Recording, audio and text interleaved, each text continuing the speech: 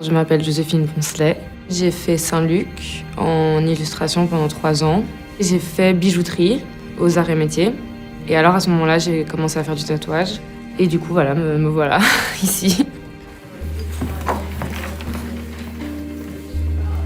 C'est un atelier unique au monde.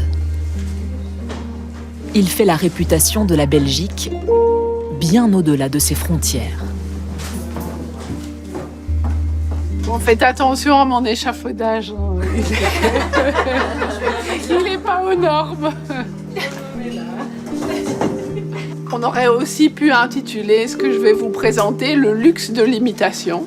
Déjà là, on utilise du bois. Depuis 1882, de génération en génération, la famille Van der Kelen enseigne ici la maîtrise du faux. À l'égyptienne, alors que les Égyptiens... Illusion du marbre, imitation du bois. Du bout de leur pinceau, 7000 élèves ont appris ces techniques uniques. Elles leur serviront dans la restauration de bâtiments anciens, dans l'art plastique ou dans la création de décors de cinéma ou de théâtre. Est-ce qu'on a une porte à part? Une ici, hein. L'atelier est dirigé depuis plus de 40 ans par Denise Van der Kelen, une personnalité bien trempée que les élèves appellent Madame. Ça, c'est à vous? Madame, c'est un drôle de personnage en vrai. Elle est un peu couteau à double tranchant comme ça. Elle a un côté très petite mamie toute mignonne, un peu gâteau comme ça, où t'as envie de lui faire des câlins quoi. Et elle a un côté un peu plus piquant.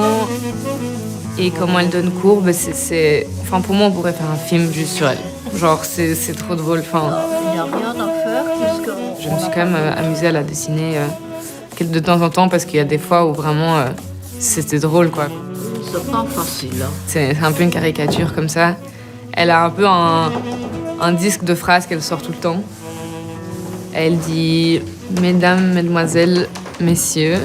Voilà, donc, mesdames, mademoiselles, messieurs, je vais commencer la démonstration de la porte. Elle dit « C'est artificiel ». Elle aime bien le dire quand elle parle de nos panneaux. Ou alors c'est trop dur, c'est trop soutenu. Franchement, c'est une grande dame, quoi. Elle fait ça depuis je sais pas combien d'années. Elle est toujours là, tous les matins, à nous ouvrir à la même heure. Enfin, elle a vraiment consacré sa vie à ça. Et ça, je trouve ça vraiment incroyable. Et je respecte ça. Le peigne. Pour ce panneau, la lumière vient de droite, Ah oui. pour le Sarancolin. Ah oui, ça te fait alors. Donc, Donc, ouais. oui. Mais pas trop soutenu. C'est Ok. quand même un peu trop soutenu, je trouve. Le côté gauche, c'est un peu dur. Oui. Tout doit descendre. Et à un certain moment... Ça, c'est... Ja. Zij komen hier samen. Ja, maar dat is niet, dat is artificieel. Je l'ai fait un peu rapidement, donc oui, il est Oui. possible qu'elle ait bougé un peu. Ah, ça, il faut corriger. Oui. Hein. Et surtout, en fait, j'ai rajouté une ombre ici qui n'y était pas, qui c'est censé être un plat. Donc Oui. j'essaye de le faire disparaître. Oui, oui. Hein. Oui, parce que finalement, ça paraît encore un peu plat. Depuis une dizaine d'années, Denise Van der Kelen gère l'école avec sa fille Sylvie. 6 mois de formation intensive, sans un jour de répit, pour les 17 élèves de cette promotion. Ils viennent de toute l'Europe, mais aussi du Mexique, de Taïwan ou de New York, tout juste diplômés ou professionnels déjà accomplis. Je m'appelle Florine Dain. Je viens de la région de Namur, en fait. J'habite à Bruxelles depuis 13 ans maintenant. Je suis restauratrice d'œuvres d'art anciens depuis 5 ans, dans un atelier privé au Sablon, qui m'a ensuite dirigée en fait, vers cette école. J'étais assez fascinée par la façade de l'école. Je passais devant, j'avais vraiment une excitation à l'idée de rentrer dans cet intérieur qui est quand même assez mystique. Il y a vraiment tout ce truc de mystère autour de cette école qui n'avait jamais eu de porte ouverte depuis des années.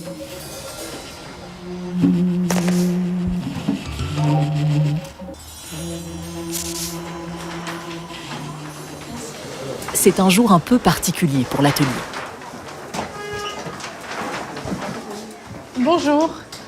Si vous avez des questions, n'hésitez pas. Vous connaissez un petit peu l'école ou On connaît de réputation, oui. Là, je suis en réto. Ok. Et j'aimerais peut-être voir un peu comment l'école fonctionne. Oui. Donc, au niveau des prérequis, en fait, on demande juste une bonne pratique du dessin. Au niveau peinture, vous allez voir, on commence à 0. Mais cette bonne observation du dessin permet de reproduire dans les bonnes proportions, de voir les formes. Voir, c'est le plus important. Nous habitions Bordeaux et la chance que Ferdi a eue, c'est que lors du collège, on demande aux élèves de faire un stage. Oui. Et je l'avais fait dans l'atelier décor, peinture. Et à l'Opéra de Bordeaux. Ah oui. Oui. Et aussi découvert de tous les ateliers. Et c'est très chouette. Et depuis ce jour, je suis passionnée.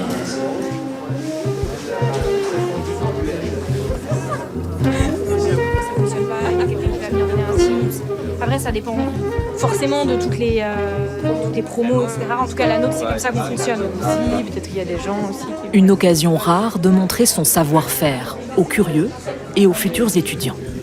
Voir ce que vous faites chez vous, des dessins, L'occasion aussi pour les anciens élèves de revenir là où ils ont tant appris. Oui, mais c'est quand même un fameux investissement, au point de vue apprentissage, santé. Vous espérez en vivre. Oui, complètement. Non, c'est vrai qu'au niveau des sacrifices aussi, pendant 6 mois, Ah oui. il n'y a que ça. Il n'y a rien d'autre. Il n'y a pas de place pour une autre passion ou un autre passe-temps. Focus Oui, là-dessus. parce qu'il faut encore travailler. Je me souviens le soir. Ah oui. Il fallait travailler sur un truc en plastique. Oui, blanc. c'est une toile cirée. Une toile tirée. Oui, Mais c'est ça, c'était au début. Hein. Ah non, nous, c'est Encore maintenant. jusque oui. Ah bon? Non, c'est un travail acharné. On est venu par curiosité. Eh bien, c'est très bien. Voilà. C'est bluffant. Ça a été fait en 1902. Donc en 1902, mon grand-père a racheté la maison qui appartenait à un ferronnier d'art. Et donc forcément, il a vite tout décoré à sa manière. Donc en fait, mais tout est faux ici. La cheminée, c'est de la fausse terre cuite, faux chêne. Ah oui. Et puis les plafonds ont été peints. Et c'est la fausse faïence? Non, la faïence, elle est vraie. Et je pense qu'elle était là aussi. D'accord. Ouais, mais c'est beau. Oui. Ouais, parce que là, sinon, c'est... Et tiens, à partir de quand les femmes ont pu venir peindre ici? Je regarde les photos, il n'y a que des hommes. Oui, la première femme, c'est après la Deuxième Guerre mondiale. Ah, voilà, en fait, c'était une question de demande. C'est pas que c'était interdit, mais c'était les peintres en bâtiment qui étaient un métier essentiellement masculin. Et donc, voilà. Et dans les années 80, c'était encore moitié-moitié. Hein. Ah oui, et puis maintenant, c'est quasiment que des femmes. inversé. Non, c'est rigolo. Oui. Les choses changent. Mais ça, non, ça c'est du bois. Non, c'est du plâtre. Ok, ouais. D'accord, bon, ok. Je vais m'y faire, tout est fait. Mais c'est très joli. Hein, Et le marbre ici aussi, le Grand Antique. C'est une magnifique maison, hein, et la verrière, c'est splendide. Oui. Mais tout s'est arrêté dans le temps, c'est hallucinant. Mais ça, c'est notre objectif. On donne l'impression que tout s'est arrêté, mais tout à fait. on modernise quand même. Ça reste un peu invisible.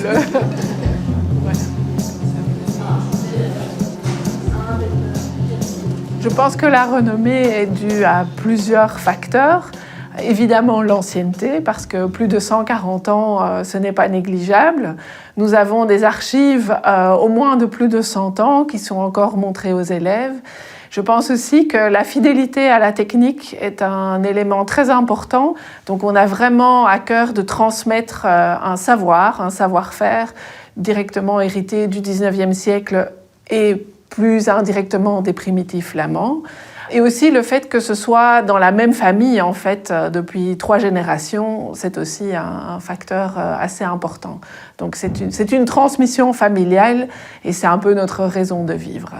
Nous sommes une école totalement privée parce que nous voulons garder une totale indépendance par rapport au programme imposé. Donc en fait, durant les 6 mois, il n'est pas possible de rajouter de la théorie qui est imposée dans les écoles avec subside. Donc nous sommes totalement libres, notre programme est notre programme, c'est ce qui fait aussi la spécificité de l'école.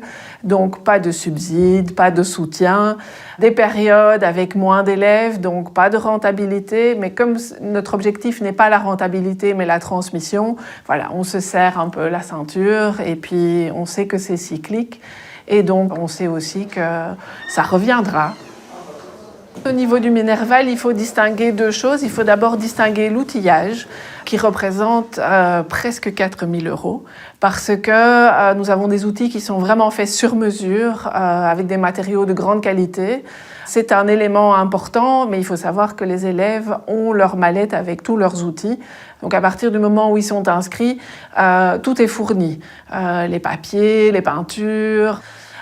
Et alors, le Minerval est de un peu plus de 8 500 €, donc il comprend, je pense qu'il y a 1044 heures de cours étalées sur les 6 mois. Donc je disais 8 heures de cours par jour, plus le samedi matin.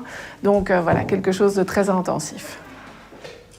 12 500 € au total pour les cours et le matériel. Une somme conséquente qui néanmoins ne suffirait pas. Il faudrait une dizaine d'élèves supplémentaires pour assurer l'équilibre financier de l'école. Une journée, c'est...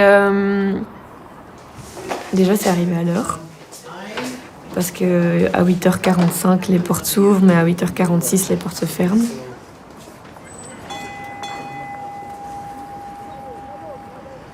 Ensuite, c'est des rituels, en fait. Donc on dépose son téléphone dans la boîte. On dépose son manteau là où il faut déposer les manteaux. Ensuite, on met sa blouse, on met son tablier propre, chaque semaine lavé. Et ça, c'est un détail qui est quand même assez important dans le milieu du travail. Il faut bien présenter, il faut être propre. Parce que c'est la première relation au client et c'est comme ça que, voilà, il détermine, entre guillemets, si on est des personnes professionnelles ou non. Donc on met son tablier. Ensuite, on a des démonstrations de 1 heure, 2 heures, parfois 3 heures, où on prend des notes. The middle of the line. And it's the same. Il faut être attentif à tout, pas seulement à ce qui est dit, mais aussi à ce qui est fait. Donc la gestuelle, l'outil. This is the middle of the line. Il faut être concentré tout le temps, en fait. Donc de 8h45 à 18h pendant 6 mois. Et c'est ça qui est dur, c'est que... Ouais, c'est ça qui est pas évident, c'est dans la longueur. C'est-à-dire, on ne peut pas s'asseoir. Il y en a qui ont bien compris, qui s'accroupissent pour faire le travail dans le bas du panneau. Mais il y en a d'autres qui sont encore assis comme de vieux pères et tout, ça ne va pas. On leur dit rien parce que c'est vrai que la qualité de leur travail va dépendre de la façon, de la tenue qu'ils ont. Et s'ils sont comme ça, assis, il y en a encore quelques-uns qui restent comme ça. On commence par les principes les plus élémentaires. Ça veut dire comment tenir un pinceau en main et faire un petit trait. Et ça c'est le 4 premiers jours de la reprise de cours. Eh bien, il y a les élèves qui travaillent avec un pinceau, ne tenaient pas le pinceau comme ça, mais voilà, tenir le petit doigt contre le support et tracer des lignes sans dévier. Voilà, ça c'est donc vraiment une chose fantastique. Au début c'était horrible et maintenant c'est presque bizarre de me dire que ça va finir. En un coup je me sentais comme un oiseau en cage, genre je peux pas sortir, je peux pas parler, je peux pas être sur mon téléphone, je peux même pas lire, on pouvait rien faire à part faire ce trait sur cette feuille, quoi. Et je me souviens, au début, j'essayais de trouver des tactiques parce que ça allait pas. Enfin, Du coup, je faisais des mots fléchés en cachette dans les toilettes. Je lisais mon livre derrière mon chevalet. Enfin, j'avais toutes des techniques pour pas m'ennuyer. Je vais pas le cacher, j'ai voulu arrêter. Et puis ma famille était en mode, bah non, tu vas en tout cas pas arrêter, tu vas prendre sur toi, mordre sur ta chic et tu continues cette formation, sinon tu vas le regretter toute ta vie. Et ils avaient bien raison, parce qu'en vrai, dans l'adversité, j'ai quand même appris beaucoup de choses. Et je pense que c'est dans cette adversité aussi que se forme le talent. Pause de midi bien méritée pour Joséphine et Florine. L'occasion de se poser et d'échanger sur leur avenir. Combinaison parfaite de l'art et de l'artisanat, elles sont convaincues que la formation à l'école Van der Kelen sera un réel atout pour trouver un emploi. Et c'est pas pour rien qu'on est arrivé là aussi. Enfin, c'est parce qu'on espère aussi avoir un métier en sortant. Moi, c'est un peu aussi... Après, bien sûr, ça m'intéresse qu'on apprend hyper fort. Mais j'ose espérer travailler là-dedans après, quoi. J'ai pas fait 6 mois de formation pour après... Non, mais il y a des perspectives d'avenir aussi. Et il y en a beaucoup, je pense. L'artisan, c'est toujours un peu dévalorisé par rapport à l'artiste. Ouais. Le grand artiste, la grande personne, tu vois. On peut être peintre, restaurateur et décorateur. On peut faire tout ce qu'on veut et les portes, elles sont ouvertes, en fait. Mais c'est pour ça qu'ils nous apprennent à tout faire, tu vois.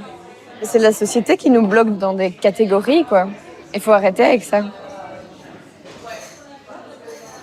Ouais. Putain, on s'est tellement mêlés, mec.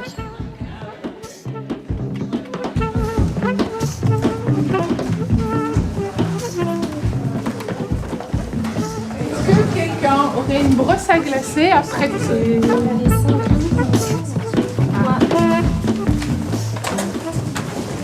les outils, brosse à glacer, chiqueteur, pinceau à marbrer, couteau à palette et queue de morue.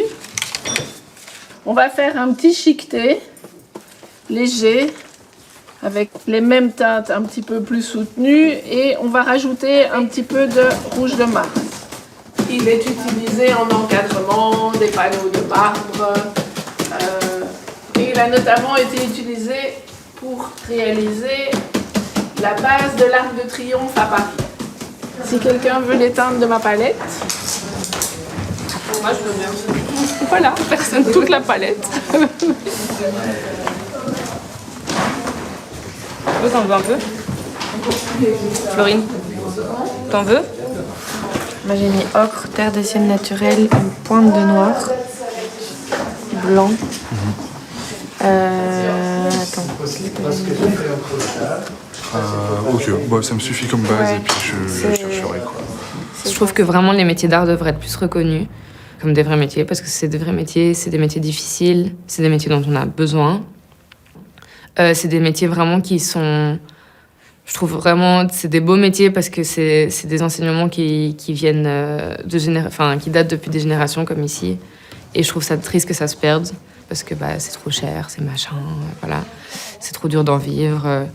Mais je trouve vraiment que c'est important de représenter ces métiers dans notre génération, que ce soit plus accessible aussi, qu'on en parle plus.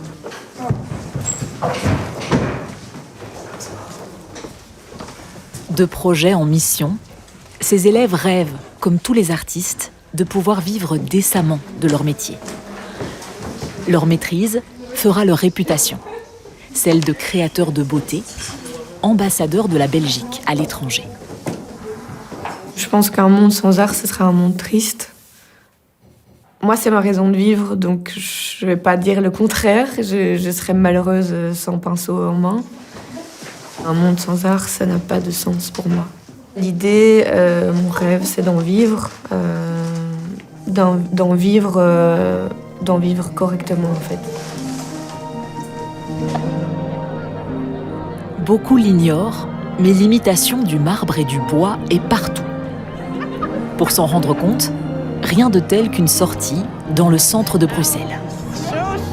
Ça nous permet d'être sur la réalité du terrain aussi, de se confronter un peu à tout ce qui va se passer pour nous dans le futur, de se rendre compte de l'ampleur en fait de certains projets et puis de se réjouir de ça, quoi. Voilà. Aussi parce que c'est des sorties culturelles, donc c'est quand même un métier qui nous axe un peu dans l'histoire et dans la connaissance, quoi. Direction d'abord les Galeries Royales Saint-Hubert. Comme l'explique le professeur d'architecture qui sert de guide, si les murs du rez-de-chaussée sont en marbre, ceux de l'étage ne sont qu'imitation. À droite. Autre endroit, autre exemple. Voilà les élèves dans l'église du Sablon, tout juste rénovée. Mais donc il y a un moment où c'était tout des vrais marbres. Ici. Non, ici ça n'a jamais été des vrais marbres. La chapelle qu'on a vue tout à l'heure est plus, même si elle est aussi baroque, c'est un baroque plus proche de ceux des Pays-Bas, donc assez austère. Et du coup, comme il n'y avait pas cette volonté de polychromie et de richesse de matériaux, on a pris le marbre de Carrare qu'on utilisait déjà et le noir belge, et c'est resté très très sobre et assez austère. Par contre ici, on a voulu se référer, comme je le disais, à du baroque italien, et donc il y a ce côté beaucoup plus, vous le voyez, beaucoup plus chargé, flamboyant, plus chargé, et donc du coup on est parti ici directement sur de la fantaisie totale. Ça se voit tout de suite en fait, tout de suite peut-être pas, mais parce que c'est quand même très bien fait. Mais enfin, il suffit de... On entend les matières, ça résonne d'une certaine façon. On voit les craquelures aussi, tout ça. Après 6 mois de formation comme ça, on est prêt. On est plus que prêt. On a envie, quoi. On a envie de partir. Mais avec la joie, mais je veux dire, on a envie de commencer à être vraiment... dans le défi de la réalité des choses, quoi. C'est excitant aussi, en fait, d'avoir un espace comme ici, avec un passé comme ça. Mais bon, peut-être... Enfin voilà, ici, c'est une idée de chantier, mais je pense que ça peut être vraiment divers et varié. C'est très vaste.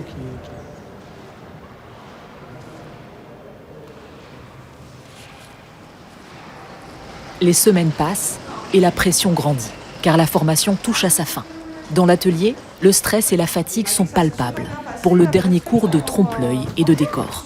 Vous ne devez rien noter du tout, vous devez juste venir ici et puis on va vite aller travailler avec des peintures à l'eau. Essayez de profiter de ce moment pour vous déstresser un peu. Pas d'enjeu, vous devez juste vous amuser, pas prendre note, non. Une technique qui marche très bien pour donner une espèce d'impression de profondeur beaucoup plus grande que ce que vous avez en vrai, c'est de flouter au fur et à mesure. J'avais travaillé sur un film, on faisait les toits de Paris, on avait fait tout plein de petits toits, et puis hop, ils mettent un peu de fumée, et on a tout d'un coup l'impression qu'on voit beaucoup plus loin et que tout est rapproché. Donc l'idée, c'est d'avoir un avant-plan qui soit plus net et plus sombre, et de petit à petit aller vers l'arrière avec des couleurs qui se diluent, et ça donne comme cette impression de fumée qu'on peut donner, qui donne un sentiment d'éloignement.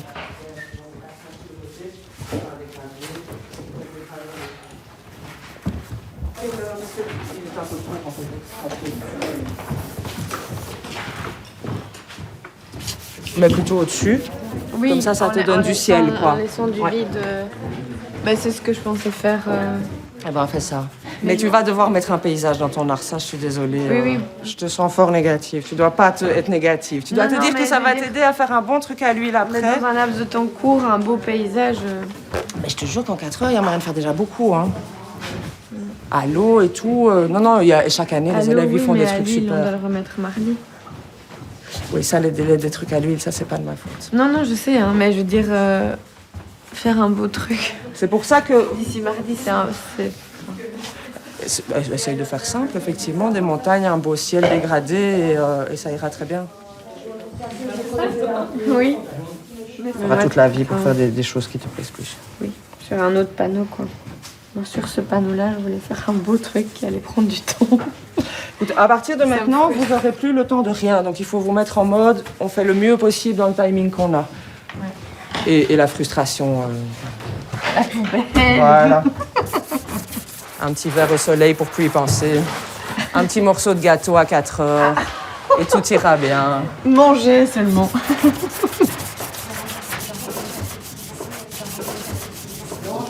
On sort les gâteaux? Ouais, je vais aller avec ça. Il faudra que tu reviennes avec un peu de sombre. Tu vois, tu es revenu avec beaucoup de blanc et on n'a plus tellement ce truc de progression.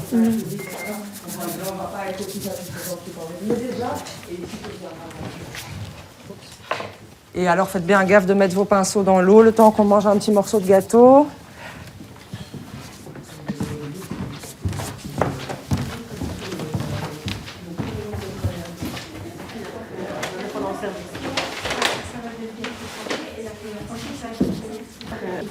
Un, 2, 3, 4, 5, 6, 7, 8, 9, 10. Et comment ça se passe? Maintenant, vous finissez la semaine et puis vous travaillez à la maison, c'est ça le... Ouais, c'est ça. On doit tout rendre, rendre tous les panneaux merdi. Merdi. Et du coup, ouais, cette semaine, c'est particulièrement la course. Ouais, c'est chaud. La semaine prochaine, on sait pas trop à quelle sauce on va être mangé parce qu'on connaît pas... On sait pas encore ce qu'on a à faire.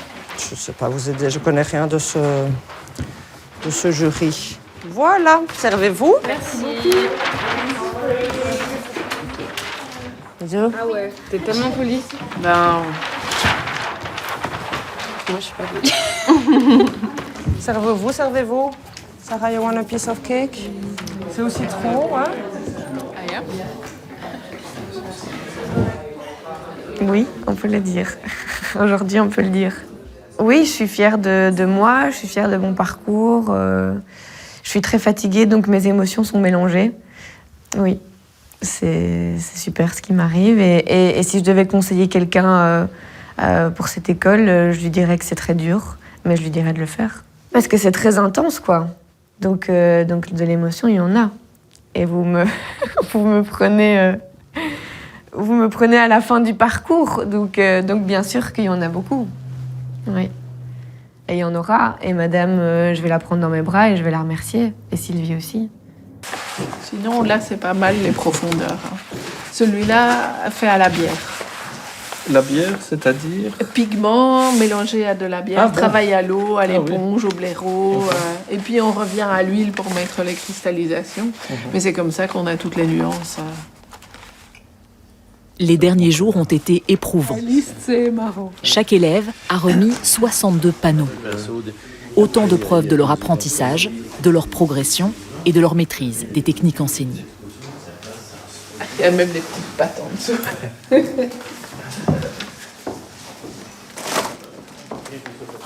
Chaque réalisation va être examinée minutieusement par un jury composé d'architectes, de maîtres en décoration d'art, de spécialistes en lettrage ou en restauration. Je travaillais dans de nombreux monuments français, tels le Palais de Fontainebleau, le ministère de la Marine, divers édifices à Paris, le musée Carnavalet, etc. Donc musée, cathédrale, plusieurs cathédrales, des musées en France, à l'étranger aussi, aussi bien en Suisse, à Fribourg, musée de Fribourg, en Allemagne, théâtre, etc. Donc là où il y a du décor historique, généralement. Je vous avais montré les photos de ce qu'on a fait l'année passée pour Delvaux, à la Fashion Week à Paris. Non, mais ça m'intéressera. On a fait des dizaines de mètres carrés de grands antiques. Vous l'avez montré. Non, mais c'est quand vous avez dit le mot Delvaux, il me semble. Oui. J'ai pensé au peintre Delvaux. Ah non, c'est pour la marque de sac. D'accord. Ça, c'est trop blanc. Hein. Donc là, il y a trop de jaune. C'est un peu jaune. Oui, ça c'est pas trop mal. Alors cette année, on a eu vraiment un bon cru, assez homogène en fait, et plutôt d'assez bonne qualité. Il y a des années où c'est l'inverse, et donc voilà, on ne choisit pas. Mais on est toujours très heureux quand on a ce type d'élèves qui comprennent, qui produisent un bon travail. Jusqu'à l'autre bord, ça c'est plus large.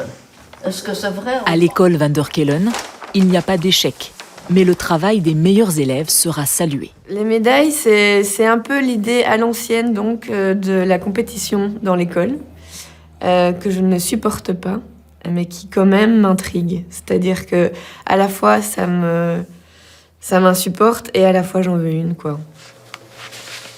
Or, argent et bronze. Un espoir pour les élèves qui, depuis 2 semaines, ont rangé leurs pinceaux et sont rentrés dans leurs pays respectifs. Là, on est au moment d'envoyer les résultats. Donc, la fin pour tout le monde, ou le début pour les élèves. On a une médaille d'or, plusieurs médailles d'argent, avec distinction et médaille d'argent, des médailles de bronze, et voilà. Joséphine a une médaille d'argent, un très bon travail, voilà, une touche très artiste, très rapide aussi. Et puis Florine a une médaille de bronze. Elle a aussi énormément de capacités. On sent chez toutes les deux une énorme motivation, une envie de travailler. Et c'est voilà, c'est le début d'une belle carrière. Le début d'une carrière pour les uns. La fin d'une autre dans la famille Van der Kelen. Bientôt, une page se tournera dans le prestigieux atelier pour laisser place à de nouvelles générations. Oui, donc ça fait quand même, je dirais, 50 ans déjà. Mais je dois aussi dire, entre parenthèses, je vais quand même plus continuer longtemps parce que Sylvie va prendre la relève. Mais je le ferai pour mon plaisir, alors ça c'est une chose, je ne lâcherai jamais.